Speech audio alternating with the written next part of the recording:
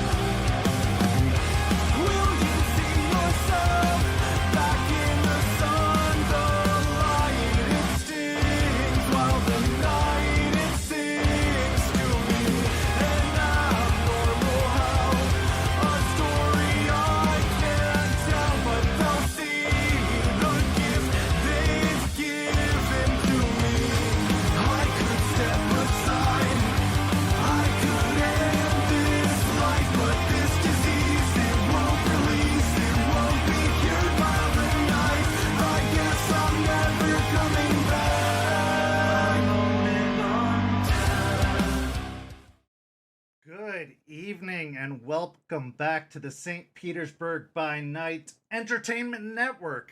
Yeah, I'm calling it that now. Why not? Because it is sort of a multimedia conglomerate of sorts. It's a Twitch channel.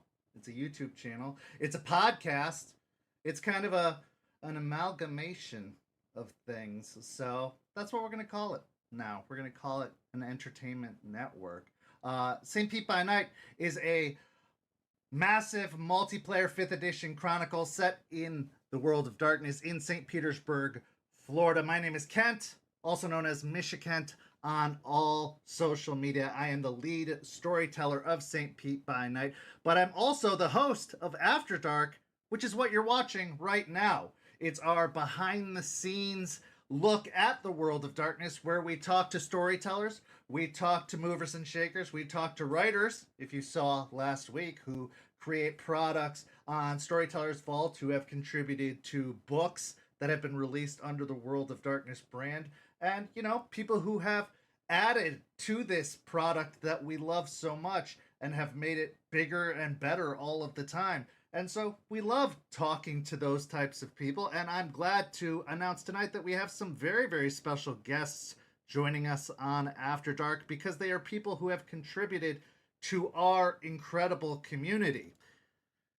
Tonight, we are talking one-shots, and we are talking one-shots with 3 of our incredible storytellers who have contributed to the one-shots of our community. We are talking to Nabbers, we are talking to Jay, and we are talking to Krazaz, 3 individuals who have helped contribute to our community by running one-shots of Vampire the Masquerade and Hunter the Reckoning, and coming soon, Werewolf the Apocalypse on the St. Pete by Night Discord server. And in doing so, they have created opportunities for players to learn the game, to participate in the community, and to be a part of this incredible world that we have created, and in doing so have made it even better. And so we are very, very grateful to them, and we're going to learn more about the creations they have made because they have written their own one-shots. These are creations that have come from their very own brains and the collaborative process that they have had with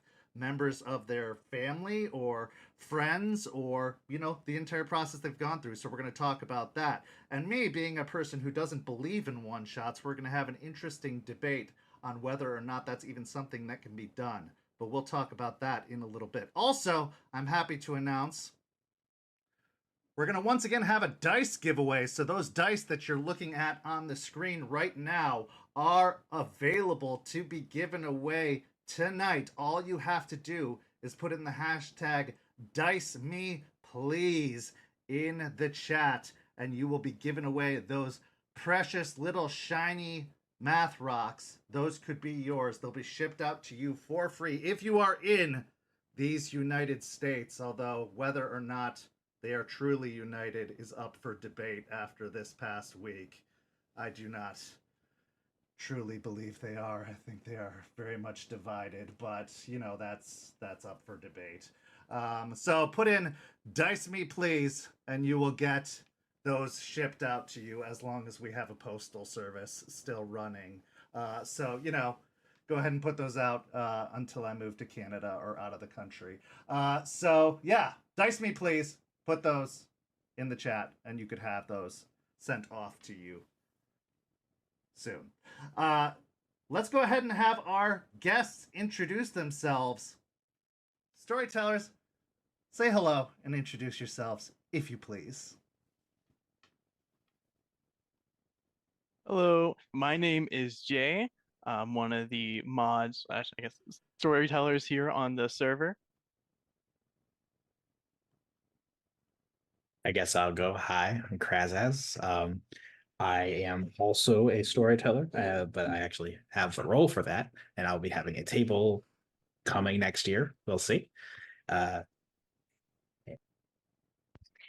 I'm Nabbers. I'm not a storyteller for St. Pete, but I'm here.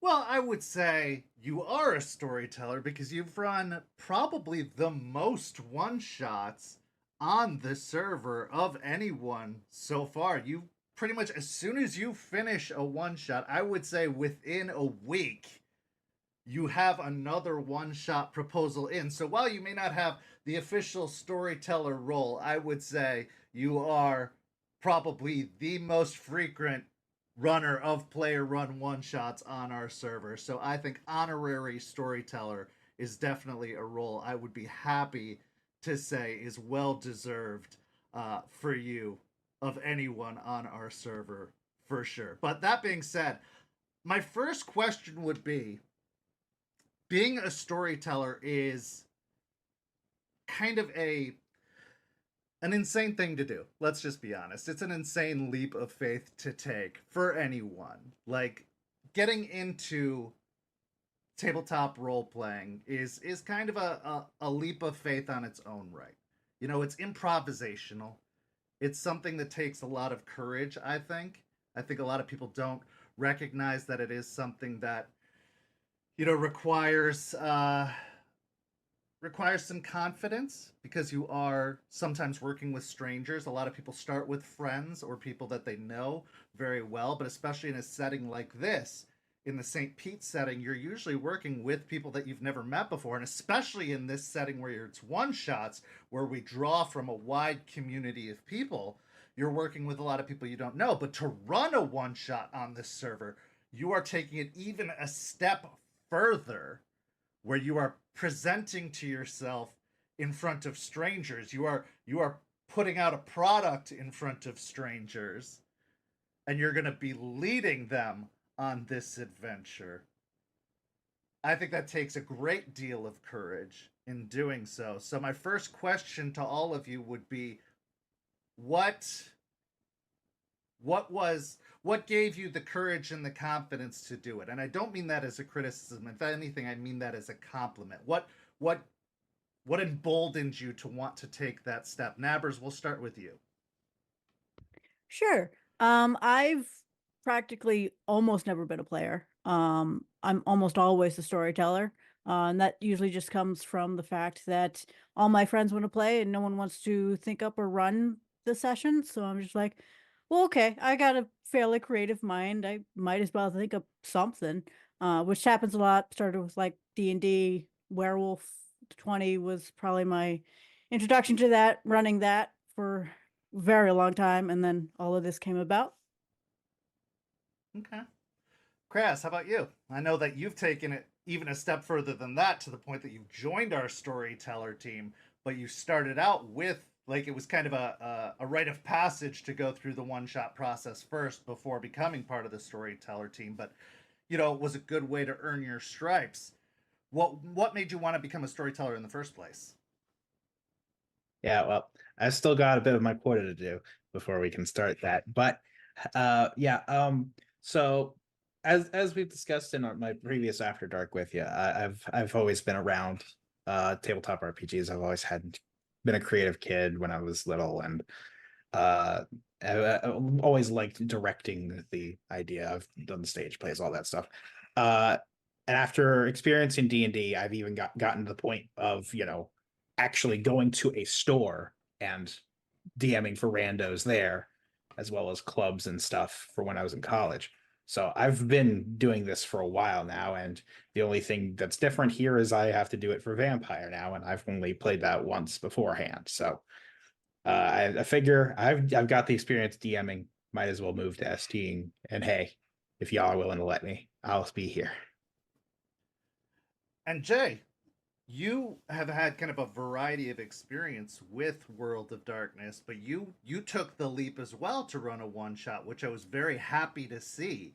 I love that you took it upon yourself to run something as well, because I know it takes a great deal of confidence, and having been on a stream was a huge step at first with Don't Get Caught, then to take it a step further and run a one shot. I thought that was just so cool to see. What was that experience like for you, and what made you want to do that as well? Well, it's funny because unlike these two, I did not start out being the forever DM. I was mostly the forever player, always kind of too scared to take that step into storytelling. So I was never felt confident in like, oh, I could tell a good story, even though I thought about it a ton and been playing since I was, in middle school. Uh, but more time I played, and with a certain group I've been playing with for so long, I finally got the confidence to run for them. And when I kind of came to, this server, after interacting a lot and playing with a lot of people, I kind of felt more and more confident and more comfortable with, telling stories and feeling like I had something to share, like I had ideas that I want to go with. And, I think that's kind of what helped inspire me to want to run something and also give back to everyone who ran one shots and ran games for me, give back to the community what they've given to me.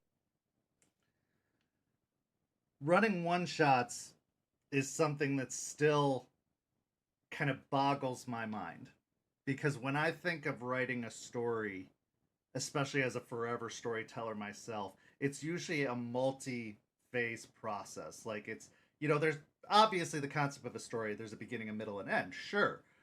The thought of condensing that all down to a single session is so hard for me, because I can't even think of pacing it all out in a single session. It just never seems like there's enough time, and the unpredictability of players and everything like that is too much to factor in, let alone the fact that you all write these yourselves, which is even another step further for that.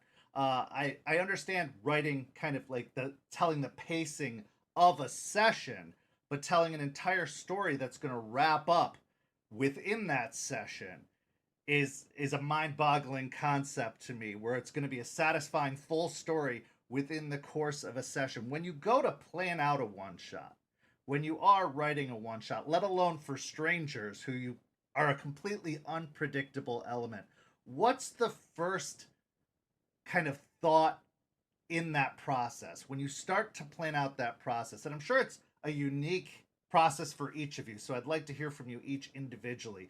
When you first go to sit down and plan out a one shot, what take me through like the first step of that for each of you. Nabbers, again, we'll start with you. Sure. My first step is usually trying to figure out the setting of the place. So for instance, if I wanted it in Little Havana, Miami, then I know culturally the folklore and things like that, especially I've done a lot of Hunter, the folklore is going to be based around that culture, what's going on over there, as a general sense. So I can kind of base the plot point and the overarching problem that the players will have to face based off of that. Okay. Kraz? To be honest, it's, oh God, what am I doing for this one shot? Uh, um, and frankly, uh, it's take inspiration where you can, and a lot like what Nabbers said, pick a location and figure out something cool about that location, and maybe there is something exciting. Like the one shot I did, I just picked Tallahassee because it's close to Florida, and it is in Florida. What am I talking about? But it's over there, and I looked around just on Google Maps, and being a archaeologist, anthropologist myself, I happened to spot Velda Mound. Okay, there's a mound here. What can I do with that? And I look into it, and eventually Google takes me to, oh yeah, Ghost Stories haunted house website about Velda Mound. There's ghosts and stuff there. Like, okay, we can work with this. And Jay. I don't have as much experience with World of Darkness one shots. I am in the process of trying to make one in the future, near future. But for me, usually my start is that something kind of strikes me in a moment, creativity, that I really want to tell a story about something, about some sort of concept or some sort of idea. And then usually I'll sit down and start trying to plan, like, okay, how can I convey that message across while also making sure that whatever happens is fun for the players. I mostly concern myself with fun and trying to make something mechanically interesting more than as much making a super in-depth and crazy story as much. I mainly ran one shots for D&D, so the story wasn't as much of an issue for that. But yeah, mainly just first thing I kind of do is just think about, okay, what is really inspiring me right now? What's really interesting to me right now? One of the things that I think I would struggle with and have struggled with the concept of running one shots in the past is getting attached to either the characters or the concept of the story. Like I get really invested in the NPCs I create, or invested in, the connections I make with the characters to the location, and I end up wanting to develop more on that, or I want to build more on the concept of something. How do you, as individuals, keep yourself from developing too much more on that, or wanting to build more upon these concepts or ideas? What do you do to prevent yourself from wanting to expand it into a campaign, or wanting to grow more on that concept so you can kind of just cut it off and move on to the next idea? Or do you kind of put it off to the side and look to build on it later on? Like, how do you compartmentalize it? Because that's where I kind of fall short with those ideas. I usually have to use pre-written adventures because it's not my idea, and that allows me to separate from it. I'm like, this isn't mine. I don't have any attachment to it, so I can just say it's over and done with. I can just move on. Whereas if it's something that I've written, or if it's something that I've come up with in my own mind, I find myself too invested, too attached. What works best for you, Nabbers? So I have been writing them in different cities to kind of snap that idea of like, okay, well, this one shot's over, but in another part of the world, something else is happening. So I can kind of forget about that city and what's happening there, and expanding it to be like, oh, but there's something over here going on. Okay. Kraz. So I make two base assumptions. Basically, I don't put much thought into the locations that I'm building towards, other than here's some things I can assume about a vampire place. There's gonna be a Camarilla. Here's a shadow. Go do his business. Here's a sleeper. Go do her business. So I don't think about developing further than that.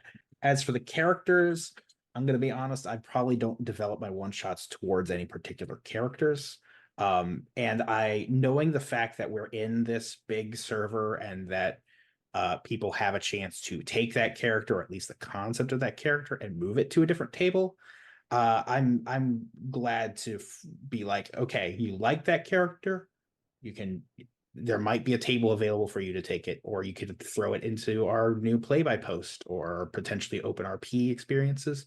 So like, I'm like, sure, I might be able to get invested into someone's character if it's a really good character. But I feel assured that they can find somewhere to be within St. Pete to express that. So Jay. So with my stories, I tend to kind of plan them in mind, knowing that, it's going to be something that's single off, and I kind of just have a willingness to just kind of end things, or like when I feel like it comes to their natural conclusion, just to throw it out and just leave it to the memory, just look fondly back on it. Oftentimes, if I do find something I really like, or really like an NPC or something that I have done, I'll just use that for a future campaign. Like, just keep that concept in like a Google Docs, just kind of write that down for later, knowing that just because it was in this one shot doesn't mean it has to be the end of that, and I could never use it again. When it comes to characters, often I do love a lot of the characters I've seen in one shots, though knowing the fact that they can use those in different games, or use those they're testing them out, test driving the car, so they can get an understanding if they like that concept or not. And so I think that's kind of why I'm okay with, people kind of losing their characters or not being able to use that in a more long-term thing at first. I think I think that is a benefit to one shots. It's a really good opportunity to test play things for the purposes of writing them into a chronicle later. Is if you wanted to test play an NPC, test play how you built them, or test play a personality trait, or test play, putting them in certain situations, one shots would be good for that, because then you can, put them in a very unusual circumstance, or try a voice out. And if it fails, or if it doesn't go over well, it doesn't ruin your chronicle, or it doesn't, mess up a very important scene, because it's a one shot. If it goes badly, you know that it's not going to work in a chronicle setting, and therefore you can fix it before you actually insert it into the chronicle. Whereas if it goes badly in the chronicle, the whole chronicle's basically ruined at that point, or you can't use that NPC anymore in the chronicle as well or as effectively, without doing a lot of damage control. Whereas, in the one shot, it's like, well, the one shot didn't go well. I can do another one shot and try something different in the future before, putting it in the chronicle itself. What are some pitfalls that people run into with running one shots? What are some easy mistakes people fall for when writing one shots, or when coming up with one shots? What are some easy mistakes people in your mind can make in the one shot writing process in your minds? What are some easy mistakes to make when writing a one shot? Nabbers. I'll say making the antagonist something more than just an antagonist of some form, trying to give them reason or plot as to why they're doing these things is great for a campaign. But for a one shot, your players are trying to just kill the last ending thing. So it's just the goal of the game. Okay. Chris. I think one pitfall that I might have fallen into, but I'm not 100% sure, is sometimes your concept might not fully be grasped by your players, especially if it's something you're really interested in and they might not be. So, like with my one shot, I did kind of place my expertise in archaeological work, and thankfully we did have one PC who did have a background, so I could explain through them what's going on here. But I think one pitfall that I might have run into is, like, if they didn't have that, and even when they did, they were kind of just wandering around the woods waiting for them to stumble into the right clue. And I can see why, like, oh, like maybe I should have something more interesting there. I did, still have something, and I played with it a little bit more. But if something's not directly happening and they're not getting the clues they need, they might not grasp the location properly. So definitely think about possibilities of making sure that it's not something too specific or too niche for a general audience. Okay. Jay. So two things that I've noticed, and even I have done before. One of I think the greatest flaws, the greatest mistakes, is trying to overplan, because more often than not, people are just going to come in with the craziest ideas and craziest plans, especially because it's a one shot. So they almost encourage that, hey, I don't have to worry about the consequence after. Let me do something crazy. And so oftentimes you're going to get thrown off your game, and all the plans that you've just written out is just going to go out the window. You're going to have to kind of improvise to figure out what you're going to do. Instead of wasting that mental energy on that, you could be focusing on other aspects, or trying to make sure, okay, I'm not so rigid in my mindset. I'm allowing things to kind of alter and change as they go along. And another thing that I also notice is oh God, now I just forgot it. Sorry, but yeah, I think that's the main flaw right there, though, is oh yeah, I remember now. It's pacing. One of the major things is pacing, because it's really easy to get caught up in either a scene trying to describe something, or just, really in a combat that's going on for a bit too long. And it's really easy just for things to drag on for way too long. And especially if you're not prepared, it can get really a very long session or become a two shot.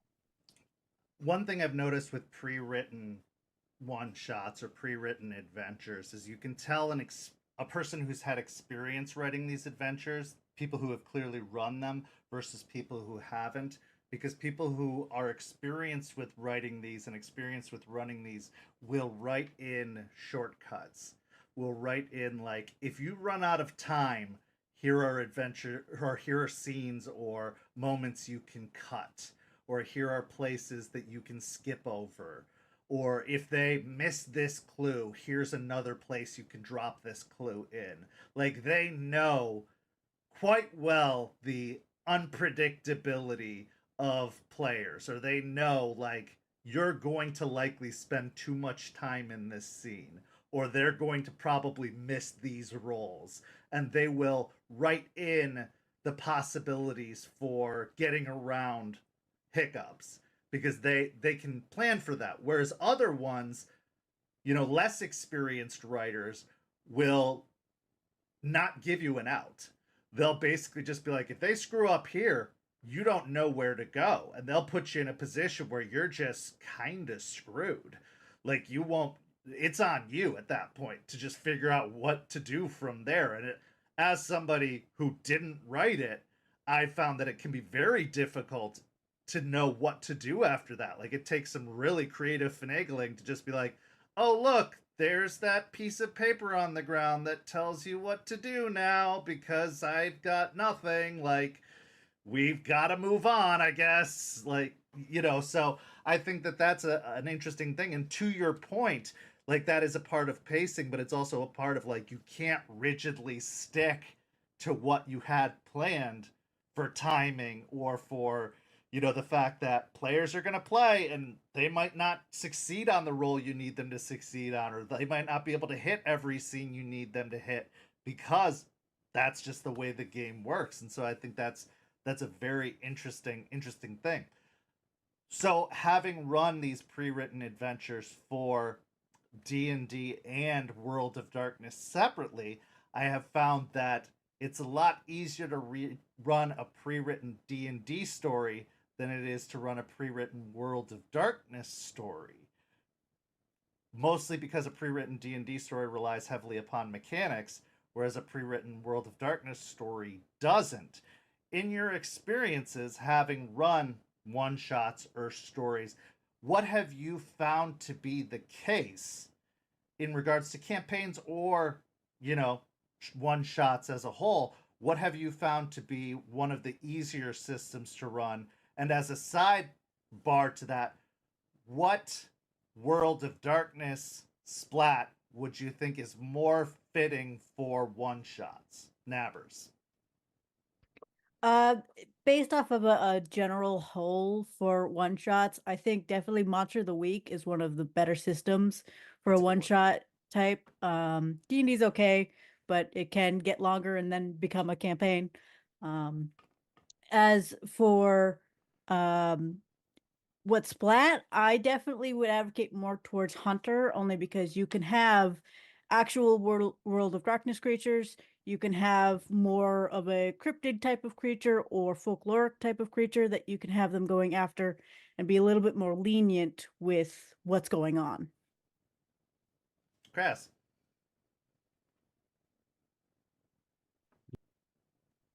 Okay, there we go. We're definitely going to have to agree that Hunter is probably one of the best systems for a more flexible, or best splats for a more flexible approach to one-shot making. I think a lot more people understand being a hunter and not having to dedicate their time to figuring out a bunch of clans or bloodlines or werewolf houses or whatever they're called. Sorry. But and they can be just like, okay, yeah, I'm a business guy. Oh yeah, I'm the guy who flies drones. Oh yeah, I'm the guy who uses the power of God and anime.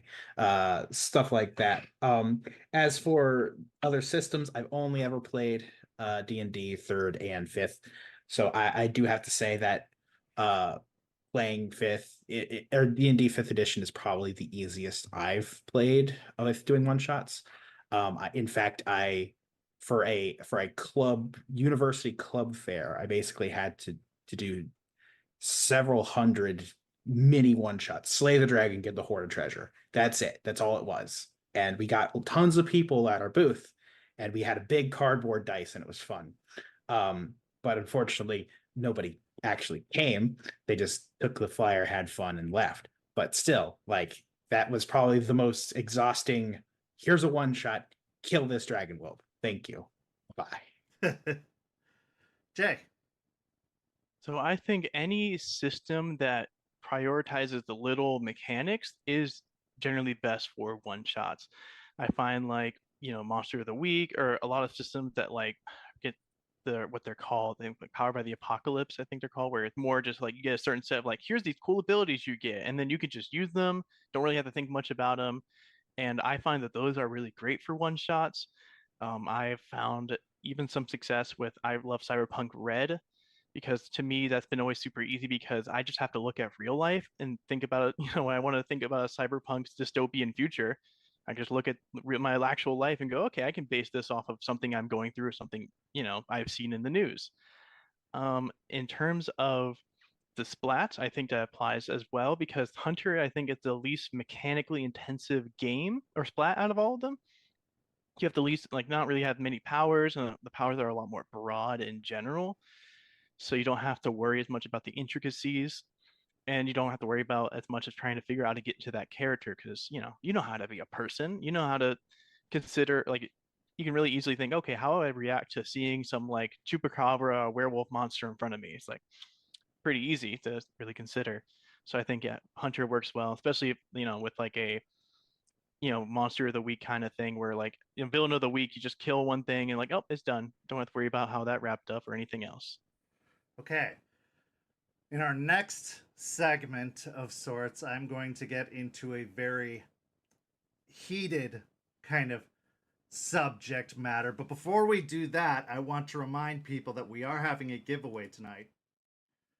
Those dice you see on screen are available for giveaway. They're these beautiful pink and clear dice. Those can be yours if you put in the hashtag DiceMePlease in the chat tonight. I will ship them to you for free if you are in these supposedly United States. They could be yours if you want them. So put in hashtag DiceMePlease and they will be shipped to you. They can be used in any World of Darkness Chronicle. You get 10 of those pink dice and 5 of those clear dice. They're really nice, and they were well traveled. They were taken to Indianapolis and back to Florida. Yeah, they've been around, but they haven't been used very much, so they are very, very new. They could be used in any World of Darkness Chronicle, and they could be inspiration for a nice, cool character. So get in the running for those, and they could be yours. So put in the hashtag DiceMePlease, and those will be yours. So here is my hot take, and I'd love to hear your thoughts on it. One shots are a disservice to the World of Darkness.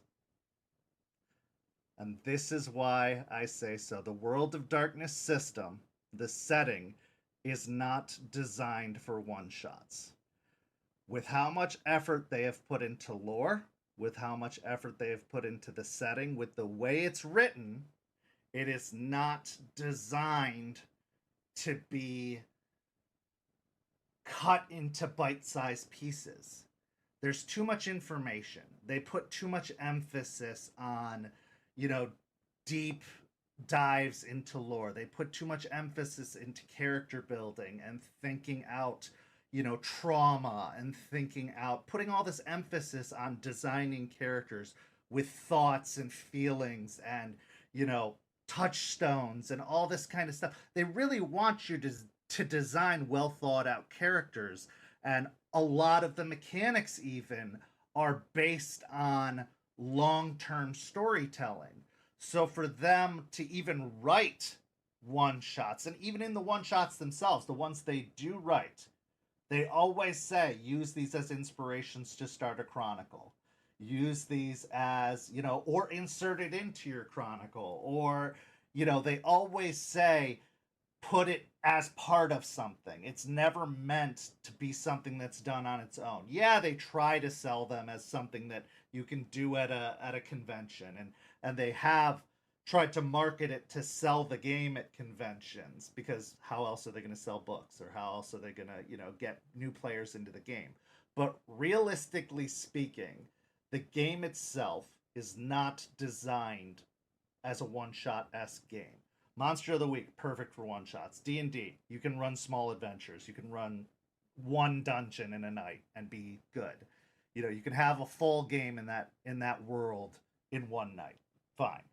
But Vampire, Hunter maybe, but even Hunter, you can put a lot more, you can get a lot more out of the game by putting the effort in. Same with Werewolf, Wraith, Mummy, all these games.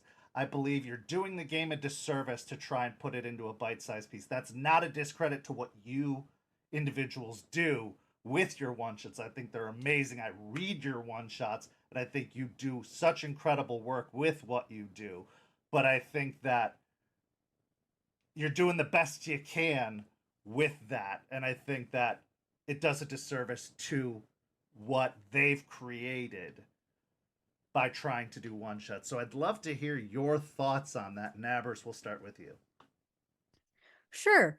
I can see your take on it. I can definitely see your side of believing that it's a disservice. I don't believe that, mostly because you can do things in a one shot where it's the coteries day-to-day basis, where you just do things at a random time with different coteries. Hunter cells, you do things with your different cells. Your pack, it's a story that you've done with your pack, so it's telling stories in bite-sized pieces. But I do also understand, like, it's really just to get the hook of, like, come play with us, come join us, because that's what games do. Sure. Okay. Kraz. So I definitely am on the side of agreeing with you, Ken. I first off, I think even the term one shot is a disservice. If it were up to me, I'd call them springboards or springboard sessions, something like that. Basically, here's the elements you need to start a game, start a real campaign. And World of Darkness, I agree. I will say that if they formatted the book better, they could the actual process of making a character isn't that bad. I would say that, like, having to sit down and roll a bunch of dice can suck for taking time and picking your spells and stuff. And we kind of have that with disciplines, but since you're much more limited in the amount of disciplines you have, I think it's much easier.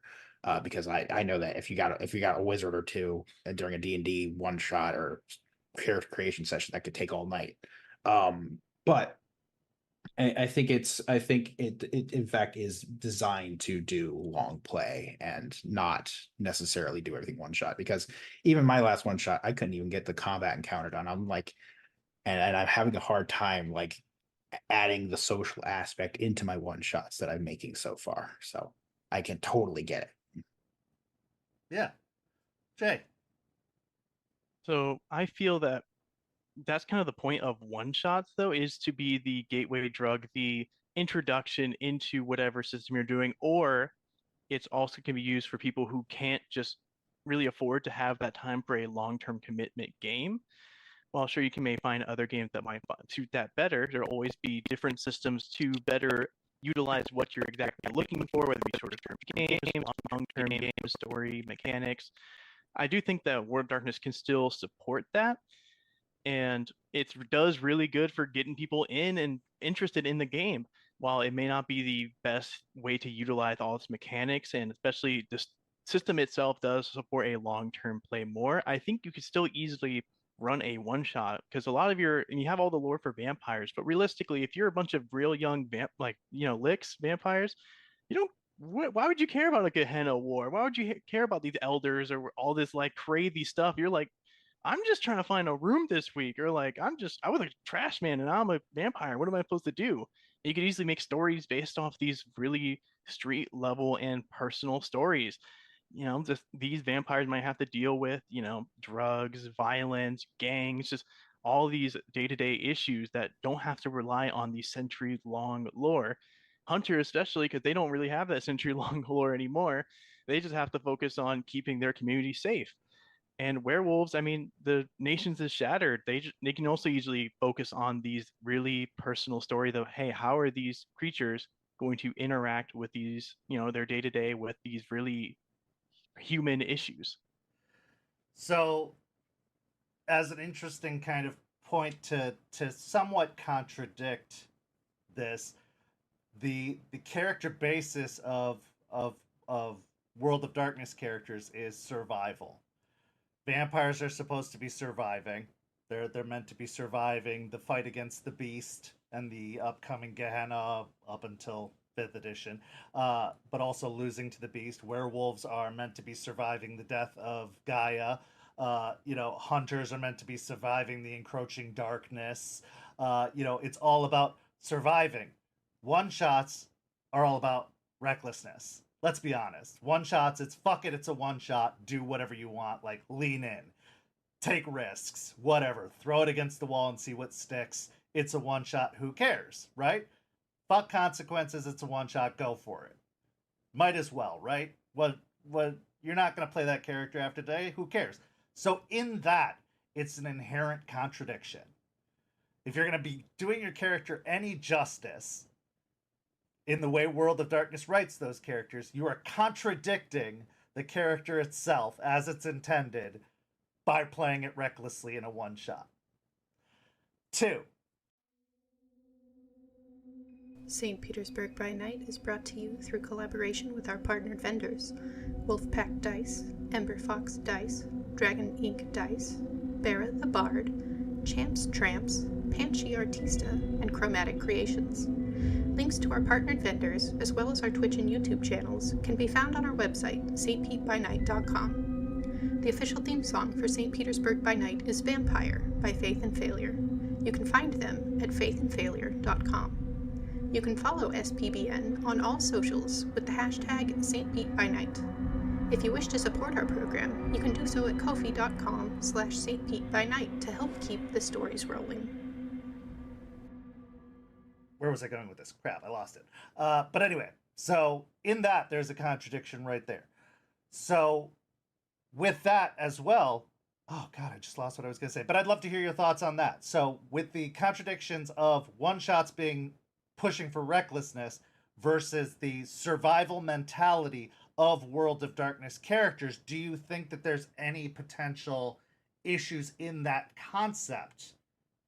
The recklessness of one-shots with the survival mentality as characters as they're meant to be written. Because you also have to consider they have things like keep the masquerade, don't expose humans to the evils of the world like hunters are supposed to, protect Gaia and don't pull back the veil. Like, how do you do all that if you're going into the reckless? Oh, I remember the other point. Also, in one-shots, the World of Darkness mechanics system isn't easy.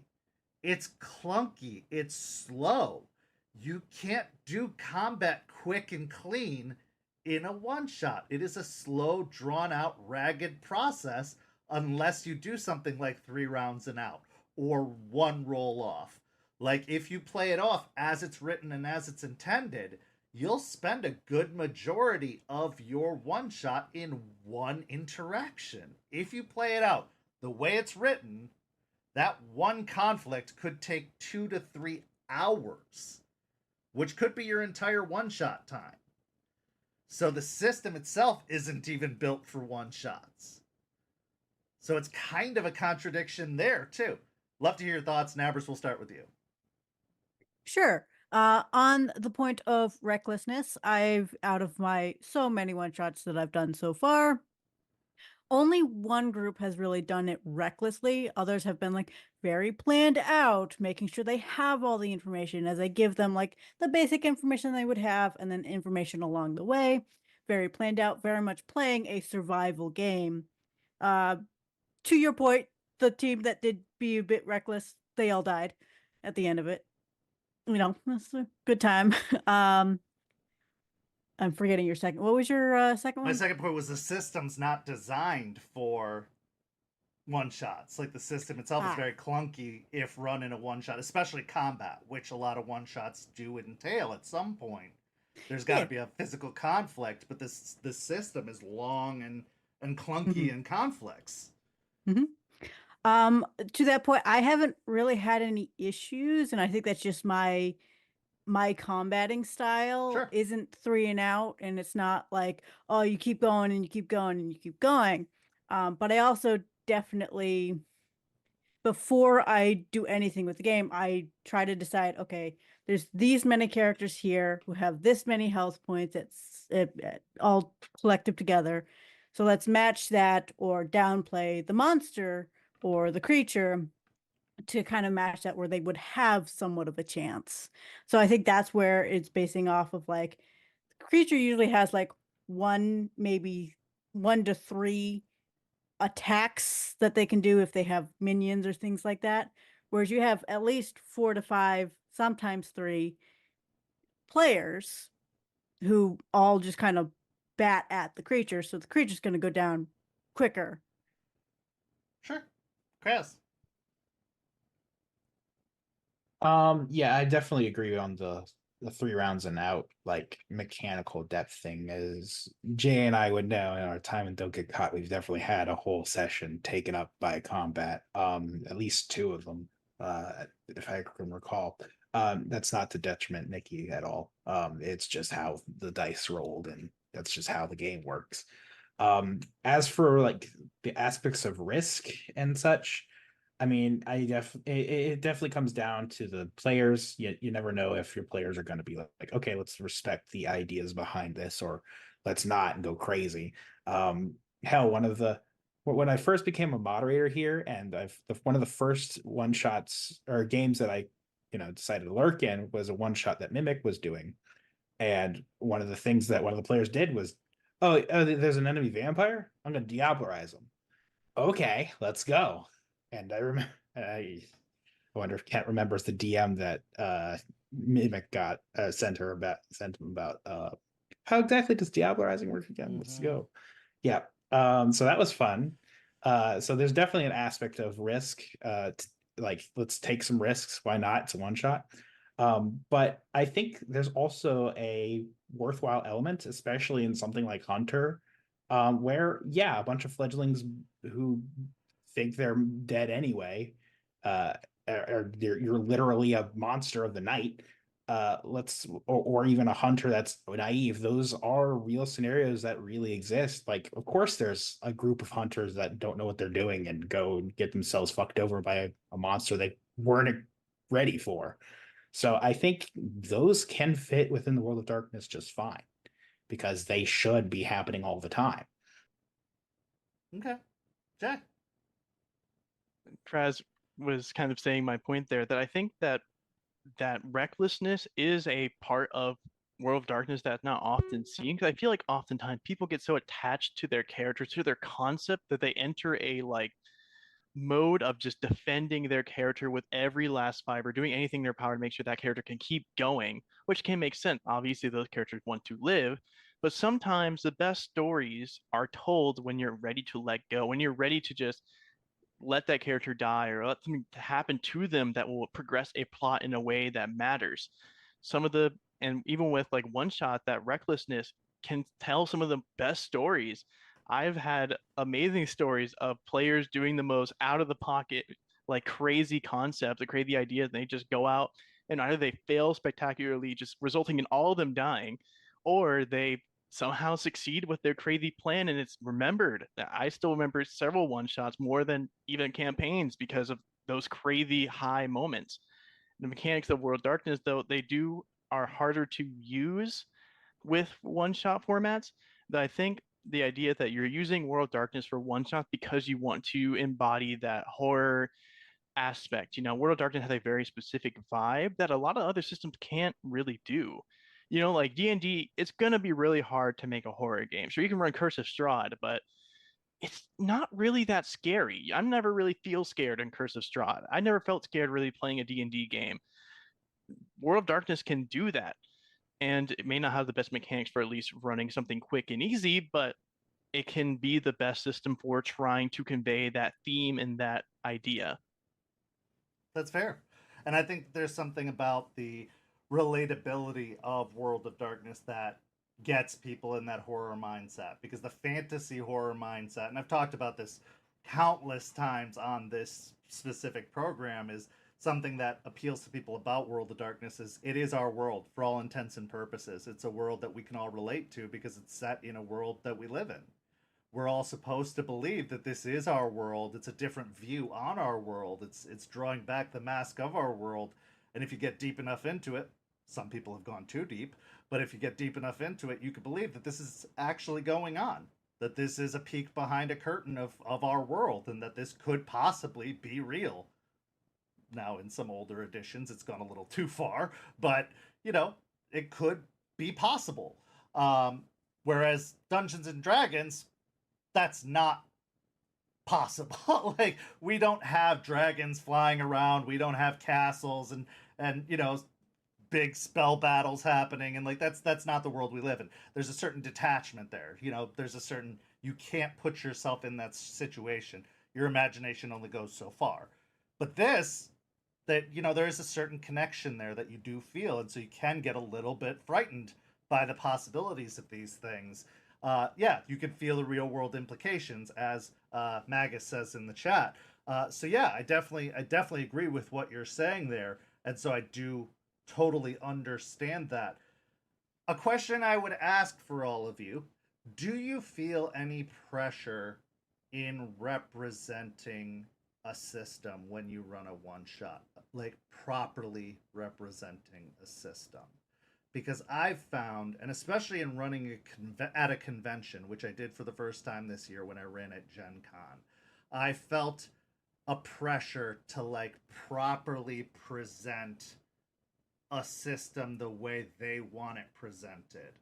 Like, there's always this grandiose philosophy of like, well, if everybody had fun, that's the most important thing, right? Sure. But also, like, do you feel a responsibility to present the rules properly, to have run the game as it's meant to be run? Or do you ever feel that kind of pressure on you when running games or running one shots or anything like that? I'd love to hear kind of your thoughts on that. Do you ever feel any kind of anxiety about that or anything? Nabbers. On a basic level, no. But I think that's probably just my ego, honestly. Good. Kraz. So yes, and that's why I've been so slow in getting them in. But to get on to that, I honestly can't. I think for someone like you who is in deep in the lore, is aware of the different mechanical complexities that comes with this game and all the years of stuff behind it, I think that pressure is harder on someone like you who knows all these things, who feels like, oh God, they're not going to know about Beckett and his jihad diary. It's like, does does anybody at the table who's new to World of Darkness really care? Maybe if they play Bloodlines, but that's about it. So like that pressure might just be the weight of the burden of knowledge that you might have, the burden of experience. And maybe if just learning to let that go a little bit, learning to just focus in on, let's do a ground level game, that might help. If somebody like you or somebody else who's experienced might be struggling with that kind of pressure. But definitely, at least in the mechanical aspects, I will agree. Like, it's like, oh God, is there enough combat in this? I don't know. Is there enough social interaction? I don't know. Is this going to be an adequate dip into this world? Maybe not, and probably not. And just learn to accept that is all I can say. Jay. So I definitely felt this in the aspect of whenever I played with my other group, there was often times where I would find a system that I would just get so fascinated with, and I'm immediately like, I want to run something in this system. And I would have to like scour as much knowledge as I can, and I would sometimes just get so caught up in trying to figure out everything that I stopped being able to make something because being so caught up in that paralysis. But the more I've ran, the more I played, I kind of realized like, well, to be honest, it's more about I more just see the system as something for me to use to kind of convey my storytelling. Like this more of a tool for me. I'm not a tool for the system, you know. So if I need to bend, adjust, or if I mess up a bunch of rules, it kind of doesn't matter as long as that, like, hey, if I'm gonna make sure that everyone has fun, that the story is progressing like I always imagine it to, keep the pace going. That's ultimately all that matters. And if someone really has a problem with it, I don't know, go play at a Chronicle or something. Go to a convention, stinky nerd. No, but yeah. So that's what kind of my philosophy is on that. So this next question is going to be more for Nabbers, and I apologize for excluding you and Krazaz and Jay on this one a little bit more. But Nabbers, you tend to prefer 20th anniversary to 5th edition. I know that when you run Chronicles and a lot of your one shots or a lot of your games tend to be more towards 20th anniversary. Why do you prefer 20th over 5th? I would love to hear kind of your perspective on this. Now, I started with the older edition, so I totally understand the kind of transition to 5th was a little bit rougher for me, but I chose it because I was teaching people 5th edition. It was the easier game to teach a newer crew to start on. But why 20th? What do you prefer about 20th over 5th edition, and what do you find is, preferential in that? Sure. I don't think I prefer per se. I think I'm still like in the transition period. Sure. Because again, I started at Werewolf 20. That had been my game forever. For sure. And so, now transitioning over to Werewolf 5, I'm still using like Gnosis. And I'm like, well, that's not even a thing anymore. So I can't even use that. But it still like slips out of the tongue when I know that something is supposed to use it in Werewolf 20.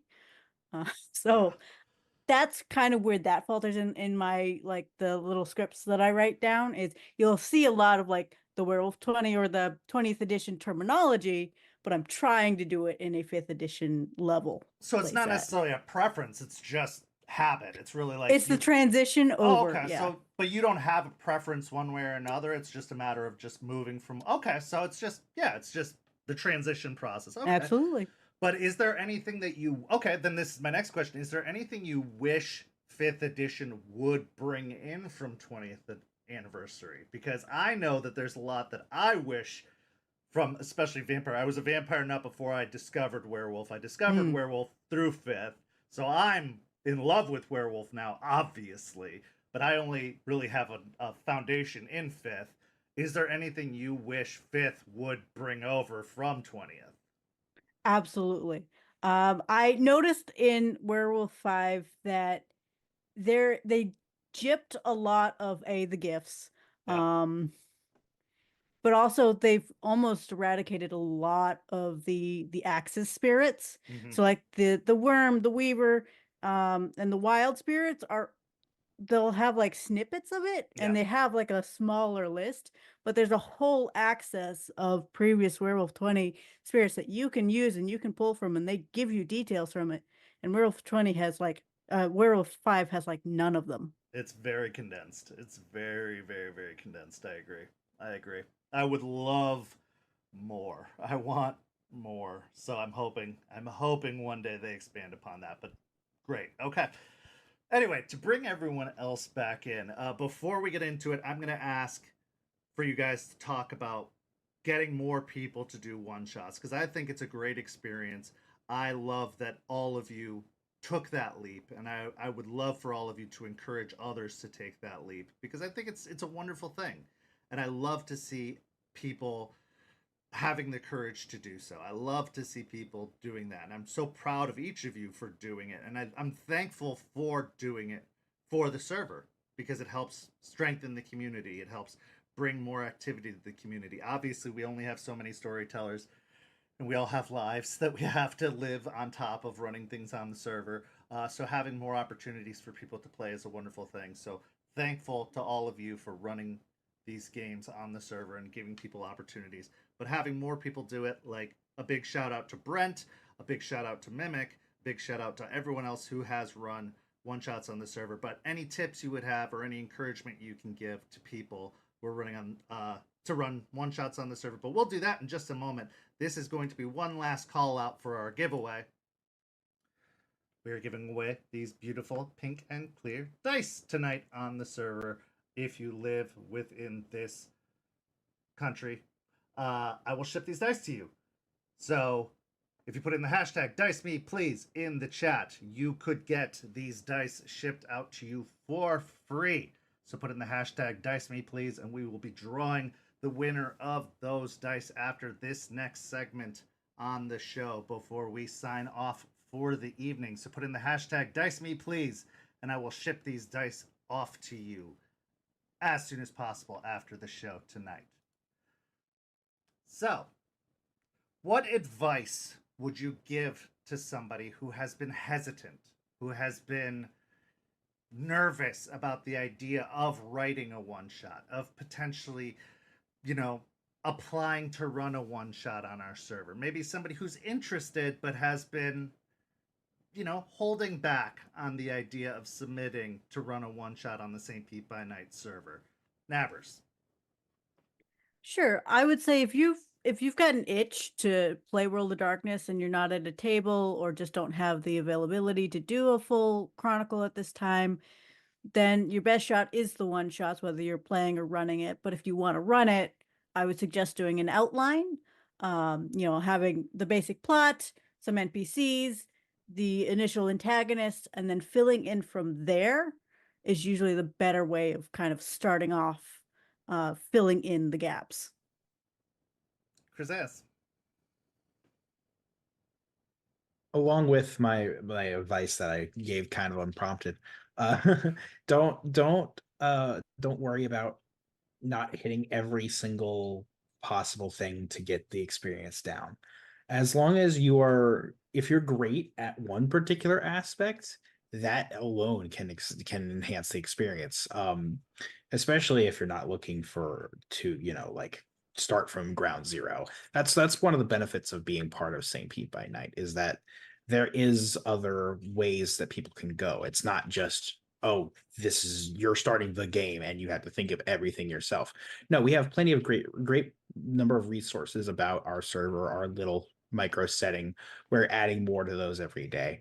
And there's a lot of inspiration you can take just by listening from our backlog, as well as any other things you can ask any one of us, any one of the storytellers. I'm willing to take DMs if necessary about like, hey, can I get help bouncing some ideas off of you for one shot? I'd be like, sure, why not? And hell, I just did some with my dad just to get my one shot that I was writing, going. And he was like, well, let's think about it from, these other people's perspective. Let's work it this way. I'm like, oh, well, thanks for helping me write my one shot, Dad. There's always that aspect. I'm sure that there's plenty of other STs or even just moderators who are here, and if they're not playing in your one shot, or they might not potentially be, I'm sure someone's willing to bounce ideas off of you. So don't be afraid to reach out. Don't be afraid to start setting up. If you have a story in mind and you're willing to say it, like, we're here for you. Okay. So I would say if you're worried about running one shots, you're scared, you're not quite sure in your skills, just one thing you have to acknowledge that you're only going to get better with practice. That running these one shots is probably going to be the best practice for you to get used to them, to get better at writing future ones. So taking that leap to start running one shots is going to be the way to start being more comfortable running them. Because no matter how much prep you do, how much you plan, how much you work, you're never going to feel the nervousness escape you. It's never going to make it feel better because it only comes with experience and time. Does that comfort kind of come in, not with trying to overtly plan everything or waiting for the right time or making your story perfect. It's that experience. And, just also the bar for enjoyment is not really high for a lot of people. We're not a server of critics or, stuck up snobs. It's people come here to play for fun, for games. And as long as you come in with something that is, that you have thought of, something that you want to share, people are going to enjoy that, no matter what. Yeah, and from an administrative perspective, I want to tell you that we don't like have this insanely high bar. Like we are not here to reject people. We're not looking to shoot people down. We want to help you accomplish what you're trying to accomplish. Like if you want to run a one shot, we want you to run your one shot. Yes, we have certain things we're looking for. We want to make sure it's not a toxic game. We want to make sure you know what you're doing. We want to make sure you know it's going to run smoothly. We want to help you accomplish what you're trying to accomplish. We just want to make sure it goes through the right process and make sure everything's done correctly. But we're not here to outright reject anybody. We're not here to stonewall anybody. We're not here to gatekeep anybody. If you want to do this, we will help you do this. We just want to make sure it's done safely. We want to make sure it's done effectively. And we want to make sure that everybody has the support that they need to do said thing. So if that's what's holding you back, if you're afraid that, oh, I don't have friends on staff, I'm not going to get the thing, that's not held anybody back. That's not stopped anybody. I promise you that. Like, if you want it, you'll get it. If you're willing to go jump the couple of hoops that it takes to do it, you'll get the thing. The only reason those hoops are there is to make sure that it's safe, that it's done correctly, and that it's done well. That's all. That's the only reason those are there. It's not to gatekeep, and it's not to be to keep anyone out. That's all.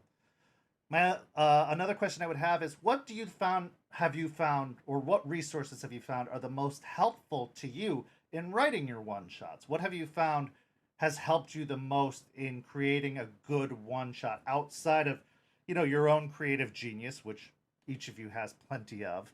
But what have you found resource wise has been most effective in the one shot writing and creation process? Nabbers. Looking at the older source books, especially for Hunter, they have a lot of source books of multiple different types of one-shot chronicles that you can use. But if you obviously putting them into a format of Hunter, you can pick and choose out of those one-shots what sounds good or what helps right through what you're thinking of.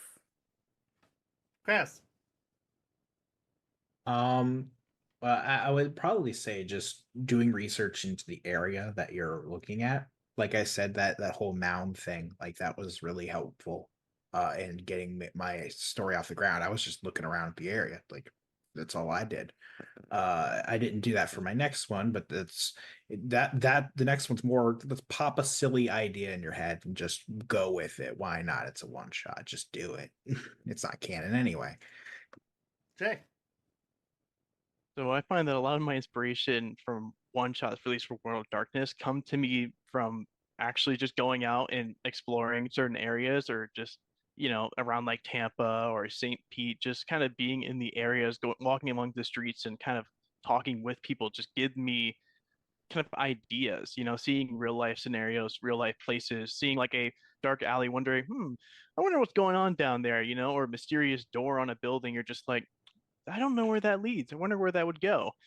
Just those kind of like small moments, just adding to, inspiration and helping me to describe what I want to do. It's going to be hard for me to describe St. Pete if I've never been there. So walking the streets, seeing what it's like, knowing what the cultures like really helps with that experience. Yeah, Google Street View has been such a lifesaver for me for telling scenes before, where I can just go to the Street View cam and be like, oh, that's what that intersection looks like. Now I can paint a really good word picture, or, get a really good feel for that area. It's been so helpful. Even if I live here, like, I'll forget what that particular intersection looks like, and I can go and really get refamiliarized with it in a moment. Uh, Another thing that I'll say, and I don't run a lot of one shots, but I'll tell you it's been super valuable in terms of storytelling. Read some of the pre-written one shots. Honestly, like it really does help with pacing. It does help remind you of what to include in stories. They get published for a reason.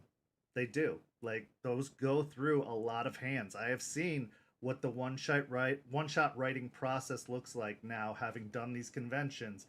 They have to get those signed off on by World of Darkness.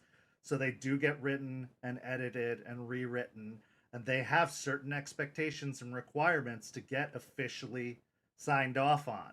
So if you go to the, Renegade website, if you look at some of those like $4.99 or $3.99 pre-written adventures, those are signed off on. See how they structure those one shots. See what they include on those one shots. See the roles they come up with. See how they pace those. Those are actually very valuable resources and tips to have. And you can kind of base, like, what's their mid-act break? What's their finale? What's their starting point? How did they pace it out? That can help you. I'm not saying to copy them exactly, but at least understand the way they paced it. That can be a helpful tool as well. So I definitely recommend that. Let's do our giveaway, and then we'll hear your final thoughts, and we'll put a bow on this thing. So, for the giveaway, for our dice, the winner of tonight's dice is Krazaz! Krazaz, you get those pink and clear dice. So one of our guests gets the dice. So Krazaz, I will be shipping those dice to you. Congratulations, my friend. Thank you for being a guest. And also, enjoy those pink and clear dice. Yeah, we were just joking about this before we started. were joking about it before the stream. That's fantastic. Yeah, definitely. We can do that mail exchange where I'll send you that storyteller screen. Perfect. It'll be it. Yeah, I'll just hold the dice hostage until I get the storyteller screen. Fair. No, fantastic. So, any final thoughts? Anything else you'd like to say about the one-shot process? Any thoughts that you'd like to pass on? Any encouragement to anybody out there? Nabbers. Yeah. Sign up to either make one or play in one. It's a great time. Absolutely. Kraz. Yeah, it's not that much of a commitment. You just have to get everything nice and approved, make sure everything's right, and just wait for the time to show up for that one shot if you just want to participate. Otherwise, I definitely recommend, like I said, reaching out. Don't get too worried about what exactly is there. If we have a problem with how the one shot is, we'll tell you. We can read it. So it should be fine. Everything's been going great so far. We've had quite a few people who basically just joined the server, sent us something after enjoying our company for a little bit, like Brent has, and now he's probably one of the most regular one-shot STs here. And we'd love to have him on sometime. Absolutely. And yeah, that's basically it. Look out for my next one-shot coming probably around the first week of December, if just so that I'm not happening at the same time Brent's is at the end of November. I'll get that into you, Kent, as soon as I can, but I've got it basically figured out. I just need to populate it, I guess. Absolutely. Jay. I would say, I feel like we need more people who are eager to play as well. Don't be afraid to sign up for one shots, to play in them. They are wonderful experiences. It's a great way to get introduced to other people as well, to meet more people on the server and get comfortable, with them, being able to play with them, besides community events you should also attend to. But it'd be great to see more participation from people on the server to the one shots. Also, I'm also planning a one shot in the near future, not actually as planned as Kraz, but I have one in the makings as well. So keep an eye on that. Yeah, and I want to say that we love people who participate in the community, whether it's running one shots, whether it's playing in one shots. Those are the people we look at first as storytellers, for people to join tables, for people to potentially join the staff, for people to become STs in the future. So if you have ambitions on the server to, join the staff, to join tables, that's the way to get seen. That's the way to get noticed. It's fine to submit forms. It's fine to, get on lists. It's fine to do all of that stuff. But the best way to get noticed is to just be visible, to be out there, to be a part of the community. And the best way to be active is to be a part of these things, to create, to contribute. And one shots are a great opportunity to do that. These three amazing individuals have done that, and they are seen, and they are a part of this community. And I am so grateful to each and every one of them because of that. They are amazing, amazing individuals. And I am so, and I'm speaking like they're not here, but they are here. They are so incredible, and I'm so grateful to them for that. And that's why we have them on this show. That's why we promote them and we push through their one shots. And that's why Kraz is going to be having a table in the new year that I'm very excited to see what comes of that. That's why I'm very excited for Jay to be joining my second werewolf table. That's why Nabbers is always doing Nabbers chaos on the server. Like, they contribute, and therefore we acknowledge and promote them as much as possible. So do that yourself, and you can be a big part of this community, because we love having this community grow and succeed. That being said, I want to also do a little quick promotion here for our dear Nabbers TikTok. Go follow Nabbers on TikTok at NabbersRAR. That's RAWR on TikTok. You can see these lovely, I guess, memes, GIFs. I'm not sure what the kids call them there. Little fun hunter promo videos on TikTok. Go give Nabbers a follow there on TikTok. That's the only plug I really have. So go follow Nabbers on TikTok. It's fun. But also, go follow St. Pete on all social media. We do constantly post content now. Go follow us on YouTube, where you can catch up on all of our past shows. We had some wonderful shows come to a close, including our What the Hell Is That Chronicle, although I know that group is coming up with a brand new chronicle in the next few months, so that's going to be exciting soon. We've got Rage Across Tampa, which the season finale of that should be coming up at the end of the year, which is the hunt for Bloody Mary. So that story should be coming to a head very, very soon. We've got Bloody Strings is coming to a climax of sorts pretty soon, so keep an eye on that. Obviously, catch up on the old episodes of After Dark. We've got lots and lots of content to be found everywhere. And if you're interested in the world of darkness, you've been watching this, wondering what the hell we've been talking about this whole time, come join our community on Discord. The link is down below. But for our wonderful guests, I am Kent, saying thank you so much for joining us, and we'll see you next time. Have a wonderful evening, everyone. Goodbye.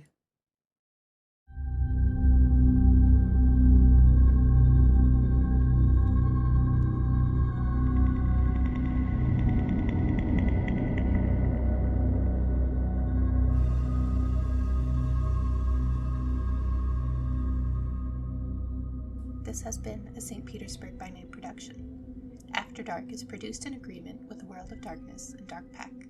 The host for After Dark is Kent. Visit our website at stpetbynight.com for more information about all of our productions and how you can become part of our community. Thank you for listening. Until next time, fangs, stakes, and claws out.